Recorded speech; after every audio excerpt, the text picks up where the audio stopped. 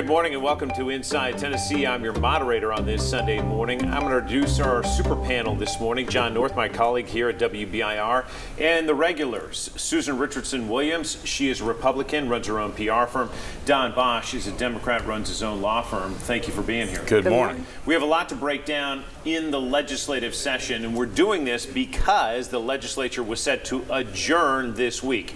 We're taping this early, so we don't know this week, but just to set the table, we want to show you the balance of power in the legislature.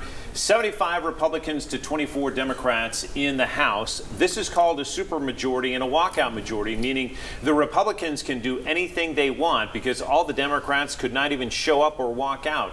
And the bills could still pass or fail, depending on Republican wishes. The same holds true in the Senate, where the breakdown is 27 Republicans to 6 Democrats. So that sets the table for what is a supermajority for the Republicans.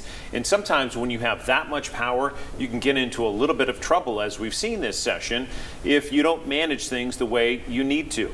That's not me talking, that's politicos talking about what's happened this session. So, John, I want to start with someone who has been resigned from the legislature, and it has nothing to do with the Democrat. This is Republican Scotty Campbell of East Tennessee. Let's break that down first because it happened late this week. Sure. So to be clear regarding Representative Campbell, late last month, a House subcommittee found that he had violated what they call a workplace or harassment policy involving somebody that's actually just acting inappropriately. That happened last month. It was found then. It was not public then. We didn't know about it.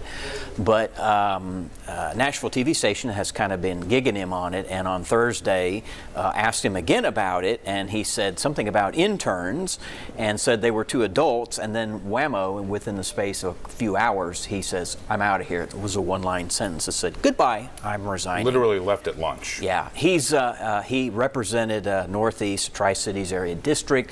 This was his second go-round. He served one term from about 2010 to 12, and then didn't run again, and decided in April of 2020 he wanted to go back into the State House. He was a talk show host, a radio show host out of the Northeast Tennessee, Republican, and now gone. Susan, you talked about this. I was talking about politicos, talking about what happens when you get a lot of power. And you mentioned this in our broadcast last week, that sometimes things can get a little squirrely even when you have this many members. Well, and that often happens. An old friend, a Republican friend of mine, used to say we eat our young. And sometimes that will happen when you get that kind of power. The other thing that happens down there, and I've been hanging around the legislature for 50 years or so, so I've seen a long history of it, when the Democrats were in charge and now the Republicans are in charge. So the pendulum swings, and it probably will swing again. But they sort of exist in a bubble, and you hear each other, and that's all you hear. And occasionally you'll have a constituent come in and want to talk to you about something, and they'll obviously listen, but they literally listen to their own voices.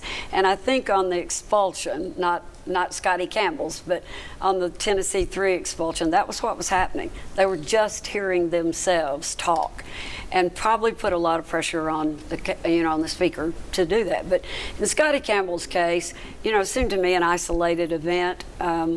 And the ethics committee did their job, and it got public to the And Thursday. that ethics committee, by the way, are 2 Democrats and 2 Republicans. Yeah, and they did their job. It was in the file, and somehow it became public, and I felt like it was the right thing to do for him to resign. You mentioned the Tennessee 3. These are the 3 Democrats that were brought up on expulsion hearings. 2 of them kicked out. One of them, Gloria Johnson from Knoxville, survived by 1 vote. Don, they made news yet again this week because all 3 are now back in the state legislature, but all 3 are going to visit President Joe Biden on Monday. Listen, the Democrats could not have crafted themselves a better strategy to regain a bit of a toehold in Tennessee politics than what the Republicans did for them, period. To paraphrase Stephen Colbert in a way that would be acceptable for Sunday morning, I don't know why the Republicans wouldn't want gun control, because they keep shooting themselves in the leg. And I'll paraphrase that. He said it a little differently. But it is amazing how many steps and how many missteps they have made with the supermajority. They are. I think we're going to see these folks rise, Gloria included, and rise in national prominence and continue to. I think it's going to help in districts that are a little closer. We're not going to suddenly become the majority party again, but we will chip away at this supermajority. The thing I'll disagree with Susan, she has been around the legislature longer than I have. She's participated more than I have. But when the Democrats way back in the day had a supermajority, we still got along a lot better with the Republican minority, and the governorship changed every 8 years. With rare exception, it would be 8 years for a Republican, 8 years for a Democrat. And we did a lot better job of getting along. Now it is so hyper partisan. And with the supermajority, Bill Lee, and I said this to Governor Haslam, they would rue the day when they got that supermajority in their party. It's harder.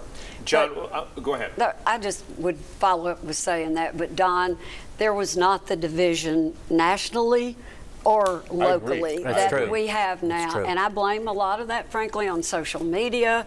Everybody has a platform. There are plenty of reasons, and I agree Everybody. with that very much. I mean, it was Howard Baker and Tiff O'Neill. You know, they got along back then. It's just the times we are living in.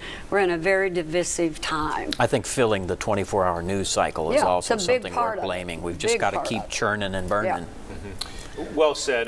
We're going to take a quick break. I want to get to the issues, guns, vouchers. There's a lot to get to that even happened this week. We're going to have more of that when we come back with our discussion on Inside Tennessee.